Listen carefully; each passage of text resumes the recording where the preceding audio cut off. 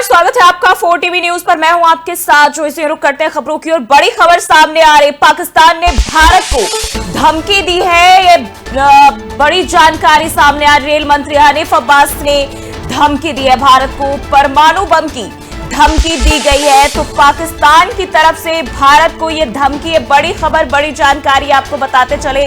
पाकिस्तान के साथ इन दिनों भारत के ताल्लुकात जिस तरह के हैं, अब इसमें देखने वाली बात है कि जिस तरीके से दोनों देश एक दूसरे पर हावी है। और धमकी की बात करें तो अब पाकिस्तान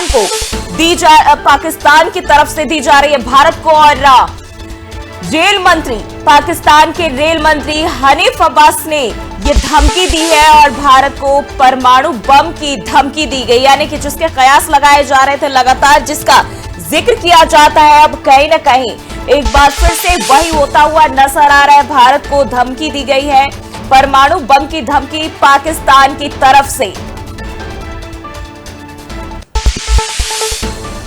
तो ये बड़ी खबर आपको बताते चले, पाकिस्तान की तरफ से भारत को ये धमकी मिली है, परमाणु बम की धमकी।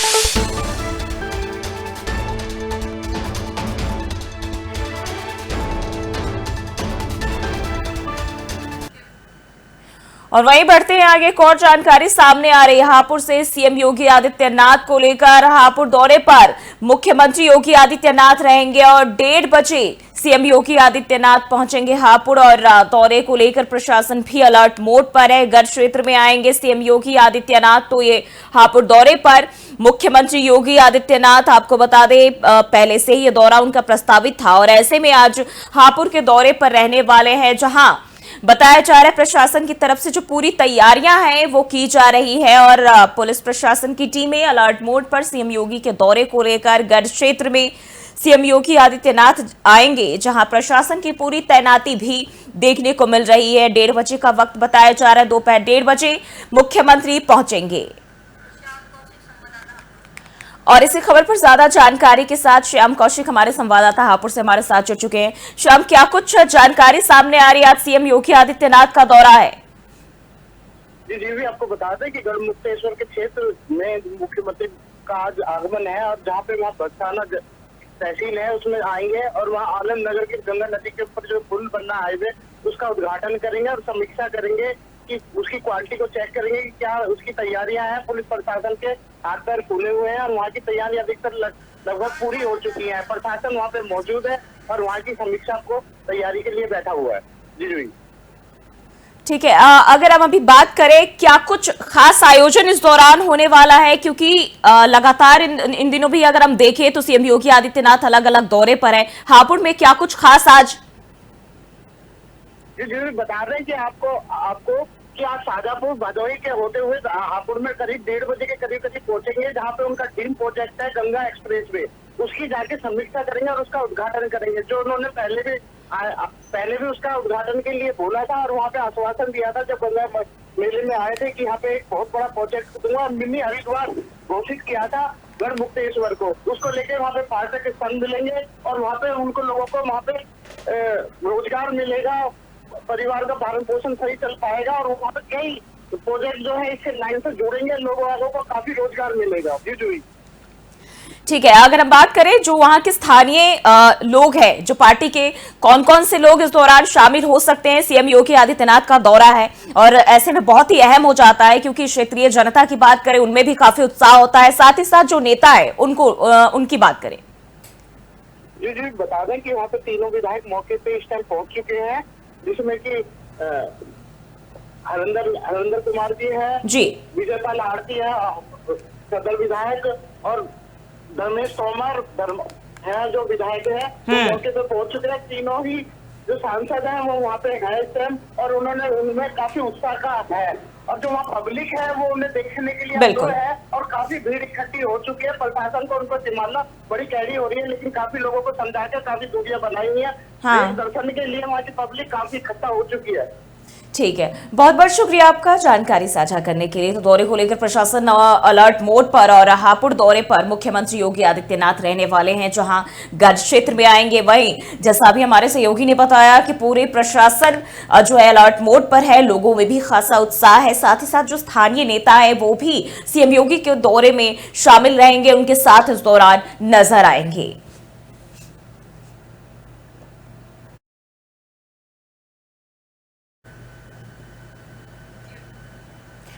और वहीं बढ़ते हैं आगे, जम्मू कश्मीर के कुपवाड़ा से खबर सामने आ रही है, जहां घायल की हॉस्पिटल में मौत हो गई। आतंकवादियों द्वारा घायल हुआ था और आतंकवादियों के साथ बताया जा रहा है इसी दौरान मुठभेड़ में घायल हुआ था। और कुपवाड़ा से ये खबर आपको बता रहे हैं, जहां बताया जा रहा है जिस घायल को हॉस्पिटल में भर्ती कराया गया था उस शख्स की मौत हो गई है। तो कुपवाड़ा से ये जानकारी, जम्मू कश्मीर के जो हालात है इससे जुड़ी ये जानकारी आपको बता रहे हैं, जहां बताया जा रहा है आतंकियों से मुठभेड़ में जो शख्स घायल हुआ था उसकी मौत हो गई, अस्पताल में इलाज के दौरान मौत हुई है। यानी कि जम्मू कश्मीर के लिए एक बार फिर से ये दुखद खबर सामने आ रही है। लगातार हालात बहुत ही संवेदनशील है और ऐसे में जो जानकारी है वो लगातार हम आप तक पहुंचा रहे हैं। अब बताया जा रहा है जो घायल शख्स था उसकी हॉस्पिटल में यानी अस्पताल में मौत हो गई इलाज के दौरान।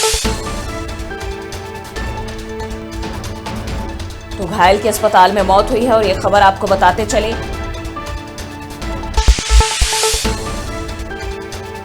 आतंकवादियों को साथ हमले में घायल हुआ था।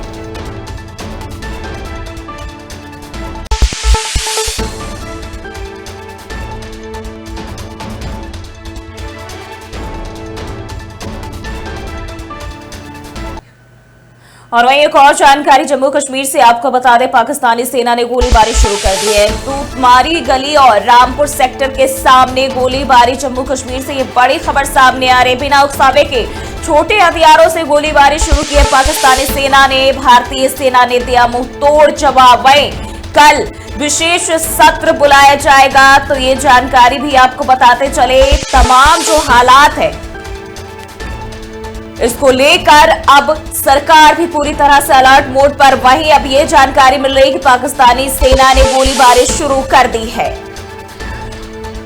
और इसी खबर पर ज्यादा जानकारी के साथ शबनम फयाज हमारे साथ जुड़ चुके हैं। शबनम, क्या कुछ हालात है, क्योंकि अभी जो जानकारी सामने आ रही है उसके मुताबिक पाकिस्तानी सेना ने गोलीबारी भी शुरू की। बिल्कुल, जब से ये पहलगाम वाला वाकया पेश आया, जी, हलाकतें हुई हैं, उसके बाद जो दोनों मुल्कों के दरमियान जो टेंशन है वो बॉर्डर से बढ़ रही है। और अगर बात की जाए जम्मू डिवीजन के, चाहे वो पुंछ हो, राजौरी हो, सांबा हो, अखनूर सेक्टर हो, तो हर जगह पे तनाव जो है उसमें इजाफा हुआ है, जिसकी वजह से अलर्ट मोड पे भारतीय सेना है, जिसमें बीएसएफ है, आर्मी है और दीगर फोर्सेज है। इलाकों में लोगों को भी सतर्क रहने के लिए कहा गया है और लोगों को बिल्कुल इस तरह जानकारी तरबियत भी दी जा रही है, ताकि अगर खुदा न खासा कोई अनहोनी हो जाती है, कोई झड़प हो जाती है, जंग की तरफ चले जाते हैं दोनों लोग, तो किस तरह वो खुद को बचाएं और किस तरह अपनी हिफाजत कर सके और मुल्क की हिफाजत कर सके। सारी तवज्जो इस वक्त बॉर्डर एरियाज पे है और दोनों मुल्कों के दरमियान जो टेंशन है वो बढ़ रही है। और जब से ये वाक़या पेश आया तब से जो है पाकिस्तान की तरफ से भी फायरिंग की जा रही है, लेकिन उसका मुंहतोड़ जवाब भारत की सेना भी दे रही है, भारत की तरफ से दिया जा रहा है। और कुल मिला के काफी तनाव बॉर्डर एरिया में को मिल रहा है। फयाज, अगर हम बात करें ताजा हालातों की जो कुछ भी सामने आई है हालिया दिनों में, पूरी दुनिया, ना सिर्फ भारत बल्कि पूरी दुनिया इससे अच्छी तरह वाकिफ है। लेकिन अब ये भी जानकारी मिल रही है कि पाकिस्तान के तरफ से परमाणु बम की धमकी दी जा रही है। कभी उनके सेना है वो गोलीबारी शुरू कर देते हैं। अभी वहां के हालात फिलहाल सरकार की तरफ से क्या कुछ कदम उठाए जा रहे हैं, निर्देश दिए जा रहे हैं?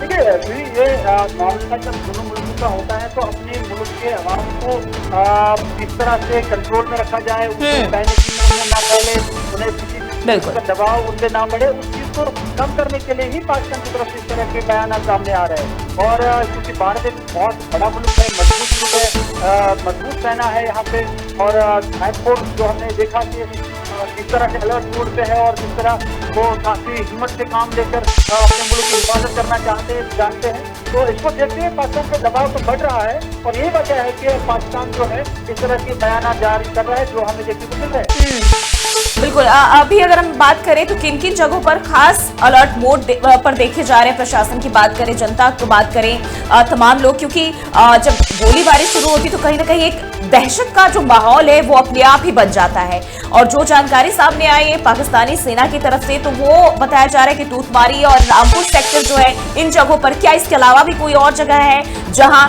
सख्ती बरती जा रही है भारतीय सेना अलर्ट मोड पर?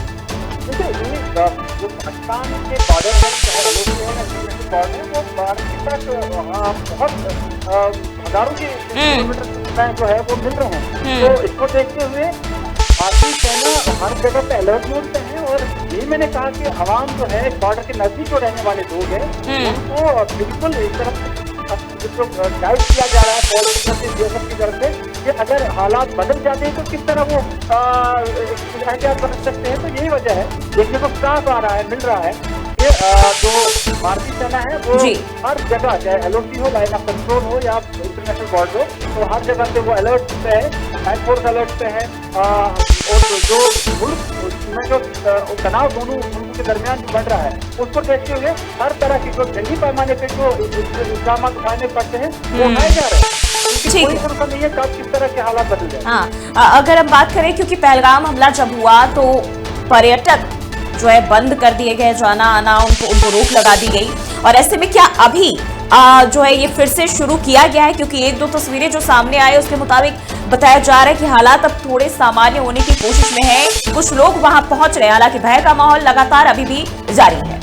देखिए, घटना को बहुत खतरनाक थी, उससे तो पूरे मुल्क में तशवीश थी, लेकिन इसका मतलब ये नहीं कि आप वहाँ जाना छोड़ दें। हाँ, अगर आपने वहाँ जाना छोड़ दिया तो फिर तो आप डरपोक पाने जाएंगे। और उसके कोने कोने से जो भैया यहाँ पे आते हैं, टूरिस्ट आते हैं, वो जाना चाहते हैं और यहाँ के लोग उनको अपने साथ लेना चाहते हैं और न सिर्फ होटल में बिठाना बल्कि अपने घरों में बिठा लेते हैं। बिल्कुल। और ये तस्वीरें भी सामने आई थी जब वो साफ तौर पर कह रहे थे, नारे लगाते हुए वहाँ के लोग नजर आए कि जो पर्यटक है वो हमारी जान है, आतंक के खिलाफ जो लड़ाई है इस वक्त पूरा देश एकजुट है। बिल्कुल, देश एकजुट है और देश की सेना के साथ साथ यहाँ के अवाम भी और जो टूरिस्ट है उन सयाहों को अपने घरों में, अपने दिलों में जगह दे रहे हैं। तो इसका मतलब यही है कि इस घटना के साथ कोई जम्मू कश्मीर के जो वासी है वो इसके साथ नहीं है और अमन के साथ साथ यहाँ की तरक्की भी लोग चाहते हैं। हाँ, ठीक है। और ये भी जानकारी मिल रही है फयाज की जो विशेष सत्र है वो भी 28 को बुलाया गया है, इसको लेकर क्या कुछ जानकारी? क्योंकि चर्चा है कि इन तमाम चीजों को लेकर इस दौरान बातचीत होने की संभावना।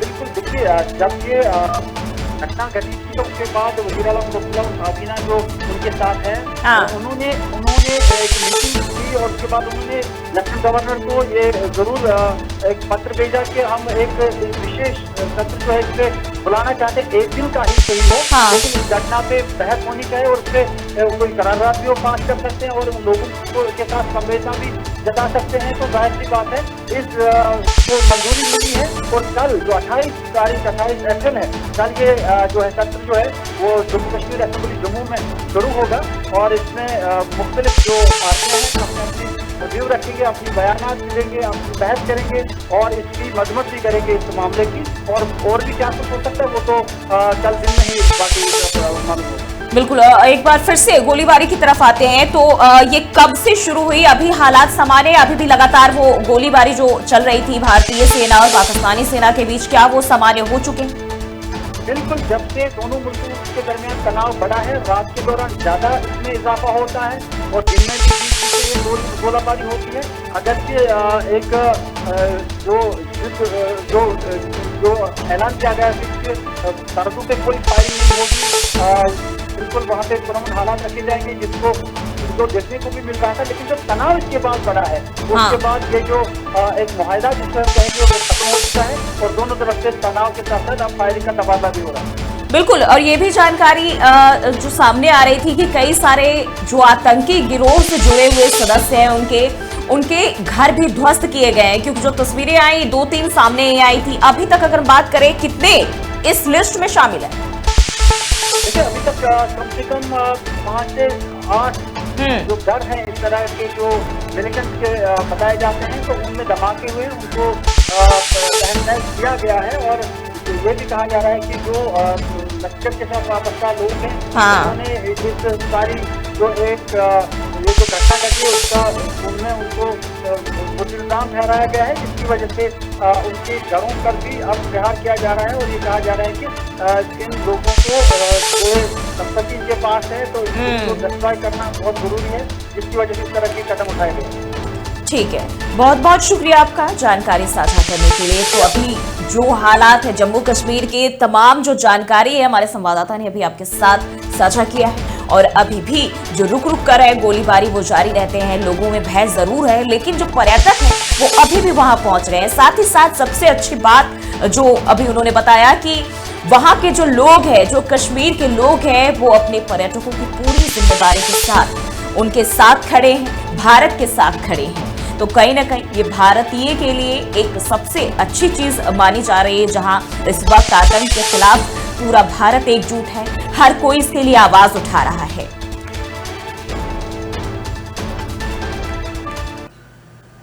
और वहीं प्रधानमंत्री नरेंद्र मोदी के मन की बात कार्यक्रम आज इसका 121वां एपिसोड है। तो आज फिर से पीएम मोदी मन की बात कार्यक्रम को संबोधित करेंगे और देश दुनिया को संबोधन देंगे पीएम मोदी। तो ये जानकारी आपको बताते चले, जिस तरह से महीने के लास्ट में यानी आखिरी जो रविवार है उस वक्त वो बातचीत करते हैं, देश और दुनिया से जुड़ते हैं, अपने मन की बात रखते हैं। और आज फिर से वो जुड़ेंगे और लोगों से बातचीत करेंगे। हालांकि इसमें ये भी कहीं ना कहीं मुख्य बिंदु है जहां बताया जा रहा है आतंक को लेकर भी प्रधानमंत्री नरेंद्र मोदी इस दौरान चर्चा कर सकते हैं, क्योंकि ये देश और दुनिया में एक बहुत ही बड़ा मुद्दा बन चुका है। और आज 11 बजे से वो शुरू करेंगे कार्यक्रम, जहां लोगों से बातचीत करेंगे और अपना संबोधन देंगे। तो प्रधानमंत्री नरेंद्र मोदी के मन की बात कार्यक्रम का आज 121वां एपिसोड।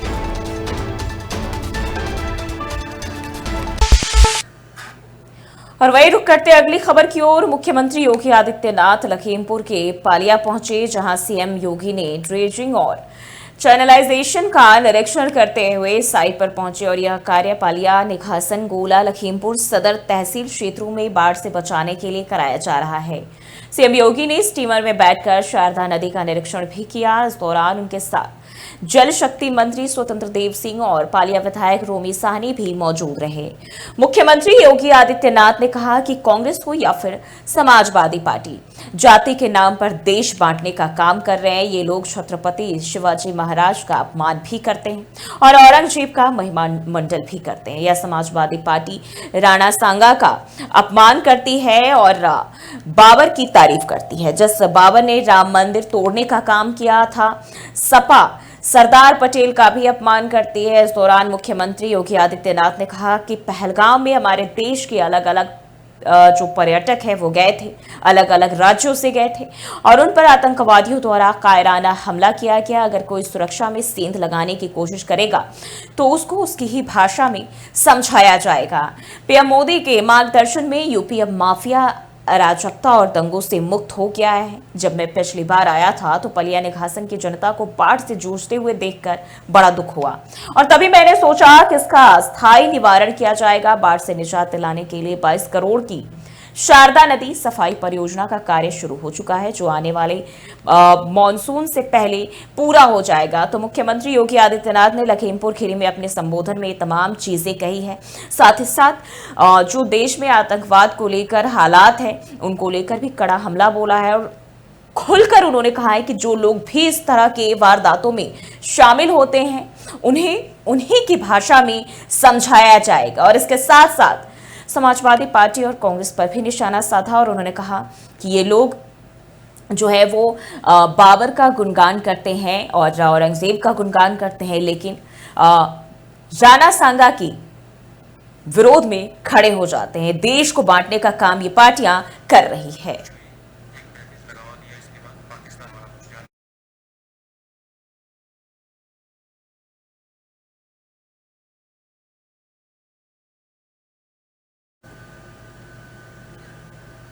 और वहीं इन दिनों पाकिस्तान और भारत के बीच बढ़ते तनाव को लेकर ताजा हालात जो है वो पूरे देश और दुनिया इससे वाकिफ है। कभी सिंधु जल परियोजना की बात करें, इसके अलावा अगर हम टेररिस्ट अटैक की बात करें, पूरे देश इस वक्त एकजुट है। अन्य देशों की बात करें वो भी भारत के समर्थन में। लेकिन पाकिस्तान के बीच अभी क्या कुछ और भारत के बीच चल रहा है, इन तमाम चीजों को लेकर देखिए रिपोर्ट। काकुल सैन्य अकादमी की जमीन से खड़े होकर पाकिस्तान के प्रधानमंत्री शहबाज शरीफ ने आज एक बार फिर जांच सहयोग का वही पुराना कार्ड खेला है। बोले पाकिस्तान पहलगाम हमले की निष्पक्ष जांच में मदद करेगा। लेकिन क्या ये कोई नई बात है? तो उत्तर है नहीं।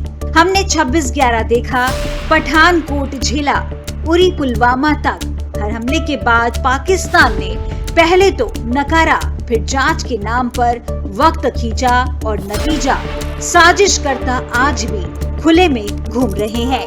इस मामले पर राजस्थान के बूंदी से लोकसभा अध्यक्ष ओम बिरला ने कहा कि जम्मू कश्मीर के पहलगाम में घटी आतंकी घटना से पूरा देश दुखी है। निश्चित रूप से आने वाले समय में आतंकवाद के खिलाफ कड़ी कार्रवाई होगी। आगे उन्होंने कहा, जम्मू कश्मीर के पहलगाम में जो आतंकवाद की घटना घटी उसको पूरे देश ने व्यतीत किया। पूरा देश उससे दुखी है। बूंदी के अंदर, कोटा के अंदर भी लोग दुखी हैं। ऐसी आतंकवाद की किसी घटना के प्रति पूरा देश और विशेष रूप से पूरे विश्व ने भी आतंकवाद के खिलाफ अपनी प्रतिबद्धता दर्शाई है। निश्चित रूप से आने वाले समय में आतंकवाद के खिलाफ कड़ी कार्रवाई होगी। आतंकवाद की किसी घटना जो इस देश में घटेगी वो असहनीय है और उसको आतंकवाद के खिलाफ एक निर्णायक और फैसले लड़ाई के लिए माननीय प्रधानमंत्री ने पहल की है। जम्मू कश्मीर के मुख्यमंत्री उमर अब्दुल्ला ने शहबाज शरीफ के इस बयान को सिरे से खारिज कर दिया। बोले, उन्होंने तो पहले हमले के अस्तित्व को ही नकारा था। उल्टा कहा कि हमला भारत ने खुद कराया है और अब कहते हैं हमें अफसोस है। उन्होंने पहले ये तस्लीम ही नहीं किया कि पहलगाम में कुछ हुआ। सबसे पहले क्या कहा उन्होंने? कहा कि ये हिंदुस्तान ने खुद कराया। अब जिन लोगों ने पहले ही हमारे ऊपर ही जो है इल्ज़ाम तलाशी की, अब उसके बाद तो फिर मुश्किल है ना और कुछ कहना। बाकी मैं उनकी बातों में कोई ज़्यादा तबसरा करना नहीं चाहता हूँ। जो हुआ बड़ा अफसोस है, नहीं होना चाहिए था। वहीं इस बयान के बाद पश्चिम बंगाल से बीजेपी अध्यक्ष और केंद्रीय मंत्री सुकांता मजूमदार ने पाकिस्तान को जमकर घेरा है। उन्होंने कहा कि क्या चोर कभी अपनी चोरी की जांच करता है? पाकिस्तान के प्रधानमंत्री डर के कारण ऐसा कह रहे हैं। देखिए, जांच क्या करेंगे? चोर कभी चोरी का जांच कर सकते हैं क्या? पाकिस्तान से ही आए थे लोग, हर जगह से दिख रहा है और इसका ऑलरेडी कौन कौन ऑर्गेनाइजेशन इसके पीछे है। पाकिस्तान में भी लोग चिल्ला रहे हैं कि हम पीछे हम पीछे। बाकी जो पाकिस्तान के प्रधानमंत्री बोल रहे हैं वो डर के मारे बोल रहे हैं कि इन्वेस्टिगेशन के लिए तैयार है। ये डर अच्छा है, डर रहना चाहिए। वो प्रिपेयर्ड है। प्रिपेयर्ड जब रहेंगे हम मारेंगे नहीं, जब प्रिपेयर्ड नहीं रहेंगे, अनप्रिपेयर्ड रहेंगे तभी मारेंगे। सवाल साफ है कि क्या दुनिया फिर से पाकिस्तान की इस पुरानी स्क्रिप्ट पर भरोसा करेगी या अब समय है कि जवाब उसी भाषा में दिया जाए जो पाकिस्तान समझता है? क्योंकि जांच की बात अब बेमानी लगती है। वक्त अब उस नीति का है जो सर्जिकल स्ट्राइक और एयर स्ट्राइक में दिखाई दी थी। पहले वार फिर बयान। क्या भारत अब वही रणनीति अपनाएगा? ये तो आने वाला वक्त ही बताएगा। काकुल। तो फिलहाल के इस बुलेटिन बस इतना ही। देश और दुनिया की तमाम खबरों के लिए देखते रहिए 4 TV न्यूज़।